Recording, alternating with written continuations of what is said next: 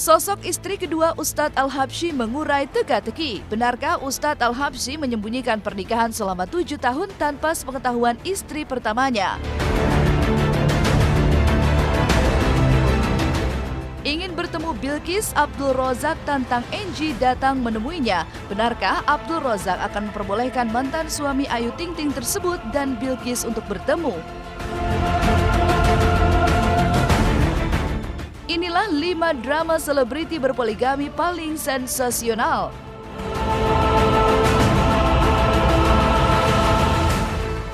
Tim ganda putra Indonesia Marcus Fernaldi Gideon dan Kevin Sanjaya Sukamuljo merebut gelar di Piala All England 2017. Seperti apa sambutan meriah dua bintang All England ini? Simak kabar selengkapnya hanya di Selebrita Pagi, Selebriti dalam Berita.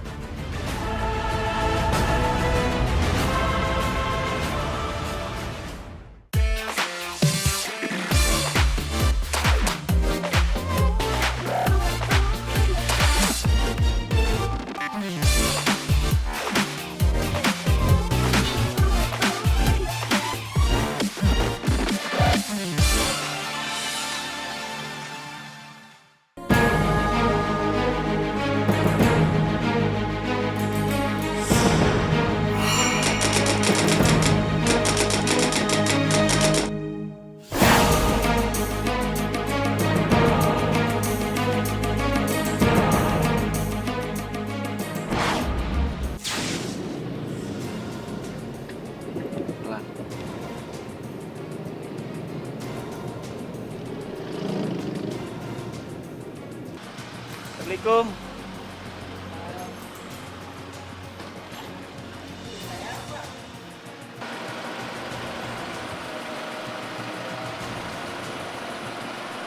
Assalamualaikum.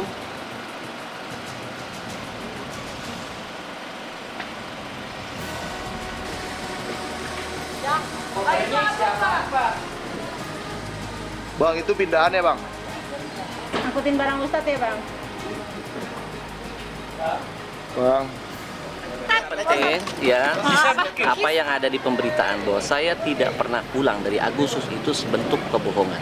Sampai detik ini Anda bisa lihat saya masih di rumah, masih setiap sore ngajar anak-anak saya ngaji, saya masih tinggal di sini dan hari ini saya harus keluar kota.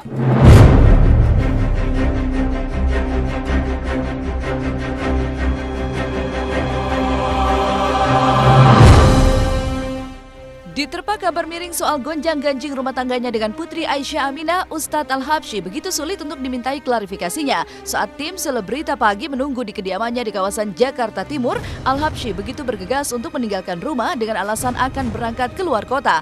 Untuk keperluan ini, Al-Habsyi sampai harus menaiki mobil polisi yang sudah menunggunya lengkap dengan pengawalan ketat.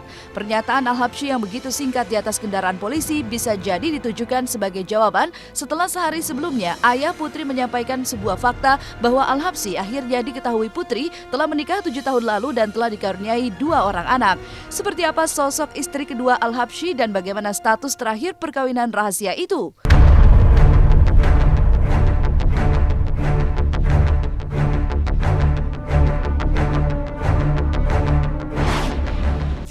Ustadz Al-Habsyi sudah kawin kurang lebih 7 tahun yang lalu dan dia sudah punya anak 2. Itu Putri sama sekali tidak tahu. Dia percaya aja sebagai seorang istri, setiap suaminya memberitahu bahwa dia pergi ceramah, dia percaya pergi ceramah.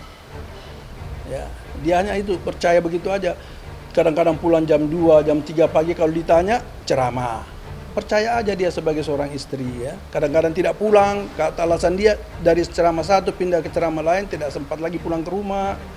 Jadi minta dikirim bajunya aja, kadang-kadang begitu. Putri pun percaya. Dia hakul yakin bahwa dia betul-betul lillahi ta'ala dia berceramah. Dia nggak tahu kalau ternyata ada apa-apa di belakang ini semua. Jadi ceramah itu jadi alasan aja untuk transit ke tempat lain. Benar nggak kamu sudah kawin? Akhirnya Ustadz mengaku, memang saya sudah kawin. Sudah kurang lebih 7 tahun yang lalu dia bilang. Saya tanya, kau kawin di mana? Saya kawin di Mekah. Siapa yang kawinin? Kawin sama mutawi sana teman-teman dia. Karena dia orang janda. Jadi tidak perlu izin orang tuanya katanya. Jadi dia kawin di Mekah, dikawinin. Katanya dia begitu ya. Kalau bohong dia, bohong saya berarti bohong dia ya. Ini keterangan dari dia dan saya bisa buktikan semua keterangan dia itu bukan saya karang. Itu memang betul lah, itu keterangan dari dia. Dan itu di muka tante-tantenya Putri dia ucapkan semua itu. Di muka saya, di muka ibunya Putri, dan itu anak Putri dia ceritakan. Kita bujuk Putri, cobalah dulu bertahan bagaimana. Bertahan bagaimana Pak? Bertahan bagaimana Mami? Dia tanyakan. Nah, sekarang kita kasih tahu sama Ustadz Al-Habsyi, kau boleh pilih. Jadi tidak benar kalau katakan Ustadz Al-Habsyi kita paksa untuk menceraikan, tidak ada. Yang ada kita suruh dia memilih. Siapa yang dia pilih, istrinya yang sana atau Putri yang dia pilih? Dia tetap bertahan Putri. Nah, kalau kau pilih Putri, bagaimana dengan di sana? Dia bilang saya akan ceraikan. Saya minta. Itu perempuan tanda tangan depan saya. Bapaknya itu perempuan tanda tangan depan saya. Ibunya Ustadz tanda tangan. Bapaknya Ustadz tanda tangan. Saya tanda tangan. Saksi-saksi semua banyak itu saksi yang tanda tangan semua. Ini diceraikan talak 3 tuh. Bahwa dia ceraikan talak 3. Kan? Tapi saya tetap berperasaan, si Putri tetap berperasaan ini bohong. Kan? Ini cuma rekayasa aja. Itu formalitas saja. Nah, jadi akhirnya kita terima itu semua. Habis itu terputus begitu, tapi kenyataannya dia tetap berhubungan dengan perempuan itu.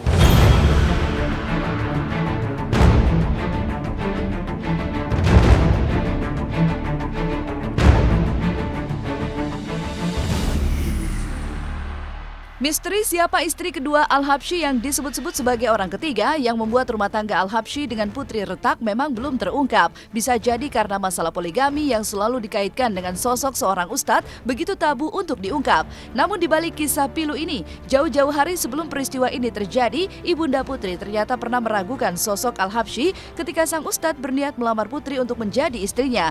Ketakutan akan berpoligami karena dianggap tren di kalangan ustadz menjadi alasan keraguan Ibunda Putri saat itu. Sementara Al-Habsyi dan Putri pernah terekam kamera menanggapi soal poligami dalam rumah tangga mereka. Kala itu di tahun 2013, hubungan keduanya masih terlihat mesra. Padahal menurut ayahanda Putri, Al-Habsyi sudah menjalani poligami 7 tahun lampau. Pada awalnya sebenarnya, ibunya Putri tidak mau terima ini Ustadz waktu mau melamar. Perlu diketahui ya. Alasannya karena apa? Dia tahu, dia banyak mendengar bahwa ustadz-ustadz muda ini suka berpoligami. Kan? Tidak mau dia setuju. Akhirnya melalui perantaraan ustadz, melalui perantaraan tantenya Putri, kakaknya ibu Putri, melalui kakaknya ibunya Putri, akhirnya kakak ibu Putri meyakinkan kepada ibunya Putri bahwa ini lain. Tapi si ibunya Putri masih belum yakin. Dia panggil ustadz, dia tanyain langsung. Nah, mungkin ustadz tidak mau ngaku lagi, nggak tahu lagi saya. Ditanyain langsung, ini kamu benar-benar mau sama anak saya? Iya, dia bilang, saya suka anak kamu. Tapi biasanya ustadz ini suka kawin 2. Dia bersumpah demi Allah, kita tidak ada turunan kawin 2. Kau berjanji tidak akan kawin 2? Iya. Poligami itu boleh, tapi kan ada aturan-aturannya. Harus memenuhi syarat-syarat secara syar'i, secara Islam. Belum berpikir untuk ke sana, ya. Tapi bukan berarti saya memastikan saya tidak. Saya takut nanti menjadi orang yang segala sesuatu saya jalanin aja. Kalau memang itu Allah takdirkan dan itu menjadi ketentuan, kita manusia kan hanya bisa menjalani. Tapi saya selalu bersyukur dengan apa yang sudah ada sekarang yang Allah hadirkan. Takut Ya, harusnya sih begini. enggak, bukan. Tapi Ini, lebih disikapi aja. Jangan menjadikan itu menjadi sesuatu yang ditakuti, ya. Sesuatu itu justru kita harus takut ketika kita tidak bisa mendapatkan ridhonya Allah.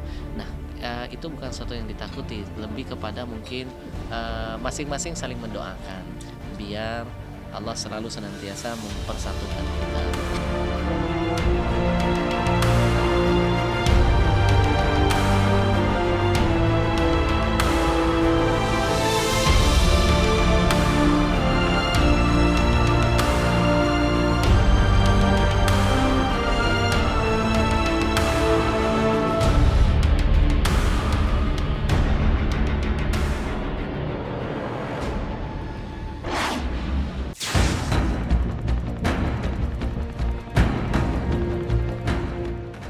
Meninggalkan permasalahan rumah tangga Ustadz Al-Habsyi dan beralih pada persoalan Ayu Ting Ting dengan mantan suaminya Enji yang hingga saat ini belum pernah bertemu putrinya Bilqis Humaira Razak. Dalam beberapa kesempatan, Enji sempat mengungkapkan kerinduannya sebagai seorang ayah kepada Bilqis. Tetapi ungkapan kerinduan Enji tak membuat Ayu goyah dan melarang Enji kembali dalam kehidupannya dan kehidupan Bilqis. Tindakan Ayu menghalangi seorang ayah yang ingin bertemu dengan putrinya dianggap melanggar Undang-Undang Perlindungan Anak. Mendengar kabar ini, ayah Ayu Abdul Rozak menantang Enji untuk datang menemuinya jika benar-benar berniat berjumpa dengan Bilqis. Ayah dan ibunda Ayu seolah masih sakit hati lantaran Enji pernah meminta dilakukan tes DNA. Ya udah nggak usah diladenin, nggak usah diladenin. Dia nggak tahu urusannya, nggak usah pakai banyak komentar. Suruh aja datang ke ayah. Melaporkan. Suruh dianya kemari ya. Suruh dianya kemari kalau dia jantan. Itu aja. Nggak usah banyak ngomong apa-apaan. Dulu dia mau tes DNA kan. Ya udah. Nggak ngakuin, sekarang mau ngakuin gimana sih?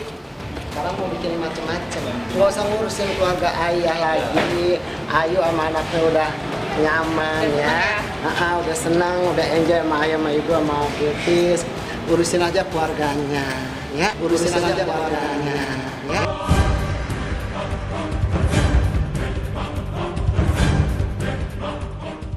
Undang-Undang Perlindungan Anak mengatur agar setiap anak mendapatkan hak bertemu dengan kedua orang tuanya, meski orang tuanya telah berpisah. Tetapi tak semudah itu bagi keluarga Ayu membuka pintu bagi Enji mengingat apa yang dilakukannya di masa lalu.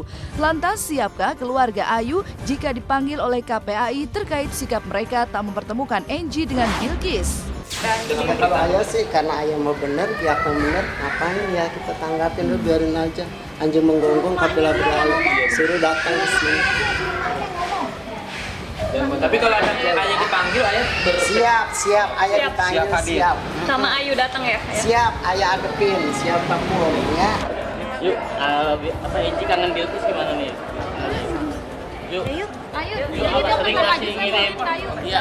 Gimana yuk kamu mengatakan netizen apa yuk?